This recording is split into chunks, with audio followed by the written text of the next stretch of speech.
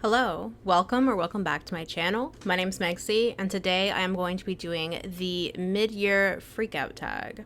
This is a common tag that goes around on booktube in the month of June or very early July, and it is hard to believe that the date I am recording this, June 28th, is almost exactly midway through the year 2025. I have read a total of 45 books this year, which is the most I've ever read, because last year I read 49. And I have a series of 13 questions that go along with this tag. So, without further ado, I have these questions listed, and I also have my Goodreads pulled up. We will get started. The first question is, best book you've read so far this year? So I'm going to have to break it down and give it to 3 separate books. I would say Minor Detail by Adania Shibli, Eileen by Ottessa Moshfegh, and Nonfiction, Women, Race, and Class by Angela Davis. Question number 2. Best sequel you've read so far this year? I haven't read any sequels so far this year, but there is a sequel coming out that I do want to read. It will be released, I think, in September, and that is We Love You, Bunny by Mona Awad. So, we'll see how that goes. Question 3. New release you haven't read yet, but want to. I have a lot, so I'm just going to name the top 3 that are new releases that I want to read as soon as I can. One is Good Girl by Aria Aber. I have had this on my library holds since early April, and I'm finally at the beginning of the line for the hold, but it has taken so long for me to get this book. I cannot wait to read it. Pink Pilled Women and the Far Right by Lois Shearing. I'm gonna have to go out and buy this book because it's an indie press book, and Barnes & Noble and my library don't have it. And then Sky Daddy by Kate Folk. A lot of my favorite booktubers who I follow have reviewed this book, some to very mixed reactions. I saw this in Barnes & Noble a couple weeks ago, and I considered buying it, but I'm like, I don't know if I'm going to like this, and it's hardcover, so. But that is one book. All of those are books I am looking forward to reading. Question 4. Most anticipated release for the second half of the year. So these are releases that haven't come out yet. I would say Doll Parts by Penny Zhang. And of course, We Love You, Bunny, but I've already mentioned that. Biggest disappointment. Question 5. The Sleepwalkers by Scarlett Thomas. I reviewed this book in I think it was my April wrap-up. It was supposed to be Patricia Highsmith meets The White Lotus was how it was billed, and it was written quite poorly. It was very convoluted, and the plot twists were so dumb. I rated that book honestly 2 stars. I think in my video I said 2.5, but it was just terrible.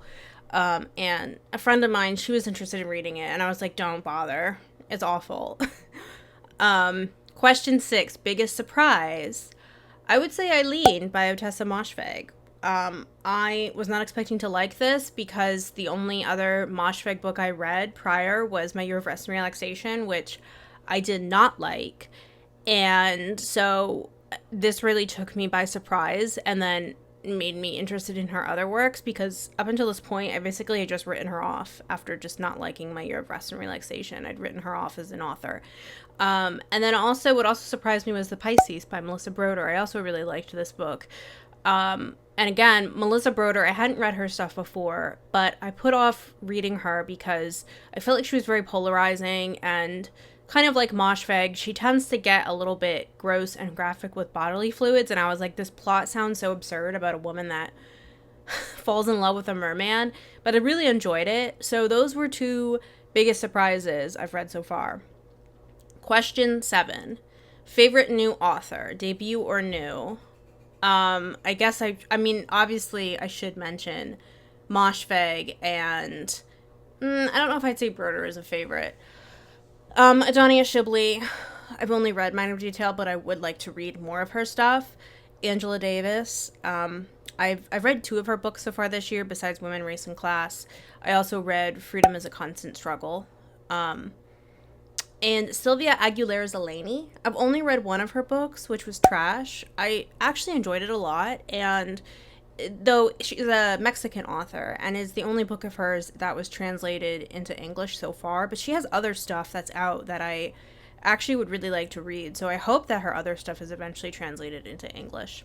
Question 8. Newest fictional crush.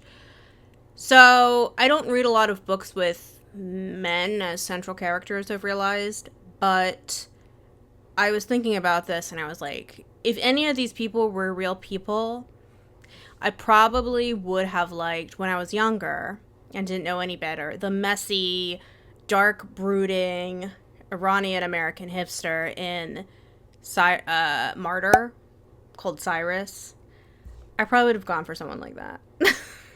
I know better now, but I feel like that would have been someone I would have had a crush on if he was like a real person. Question 9. Newest favorite character. I would say I like Melissa Broder's characters a lot. I've read 2 of her books so far this year. Besides The Pisces, I also read Death Valley. And her protagonists, I think, are very relatable. At times, they do remind me sometimes of my friends or even myself. Although I think these characters would be exhausting to be friends with. I do see aspects of myself and my friends in these characters, so take that for what you will. Question 10. Book that made you cry. I mentioned this, I think, in one of my May wrap-ups. One Day Everyone Will Have Always Been Against Us by Omar Al-Akkad. That book did make me cry. I mean, you're talking about a live stream genocide, so how does it not make you cry if you have any humanity in you? Question 11. Book that made you happy. You know, I was thinking about this, and I read a lot of really kind of dark, depressing books, so I don't know if I've read really any books that made me happy this year. I know that sounds pretty bad, but I would have to say recently, I would say Solstice by Joyce Carol Oates. Not because it was happy. Joyce Carol Oates is not a happy author, but because I read it and I really enjoyed it. I will review it in my June wrap up. And I was like, damn, I realized I really missed reading Joyce Carol Oates. And I thought I had basically read everything she'd published that I was actually interested in reading, like all of her good stuff. And so I was so happy to actually find a book of hers from her catalog that I really enjoyed and I hadn't yet read. Because I think now at this point I have read like 22 of her works. So yeah, Solstice by Joyce Carol Oates. That was a good one. Question 12. Most beautiful book you've bought so far this year or received. Well, I talked about this in my last video, but it is this book, The Princess of 72nd Street by Elaine Croft. I love this cover. I think it's beautiful. It is a re-release because the book was originally published in 1979. I think I like the cover more than the book, but, you know, and I haven't really bought many books this year, but that is definitely a favorite. Also, I do want to give an honorary mention, although I found it in a book bin, was An Island by Karen Jennings. I really like that cover a lot. I don't have it with me because my mom has it. She was reading it, but that's another second runner-up of a favorite cover. And then question 13, what books do you need to read by the end of the year? I mean, my TBR on Goodreads is 65 books right now. So I'm just going to say, besides the other books that I have already mentioned, a couple others that I do want to read within the coming months. Birding by Rose Ruan. I think that's how you say her name. Perfect Victims and the Politics of Appeal by Mohammed El Kurd. Drive Your Plow Over the Bones of the Dead by Olga Tokarczuk.